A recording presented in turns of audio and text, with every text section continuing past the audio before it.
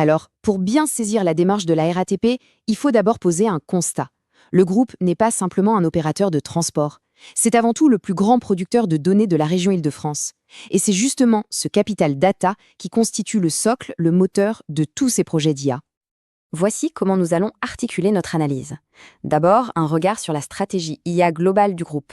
On fera ensuite un zoom sur la formation des collaborateurs avec l'IA générative, puis on se penchera sur l'excellence industrielle. Et pour finir, on regardera les impacts concrets et le retour sur investissement. On entre donc dans la première partie, la stratégie IA de la RATP. L'idée directrice est claire. Il s'agit de transformer cet immense actif de données en innovation appliquée directement sur le terrain. Et pour se donner une idée de l'échelle, il y a ce chiffre, 300. C'est le nombre de projets d'innovation actifs à la RATP en 2024. On comprend donc que l'IA n'est pas une initiative isolée, mais bien une composante clé d'un écosystème d'innovation beaucoup plus large. Toute cette stratégie s'appuie en fait sur 3 piliers fondamentaux. Premièrement, l'expérience voyageur. Deuxièmement, le collaborateur. Et troisièmement, l'excellence industrielle.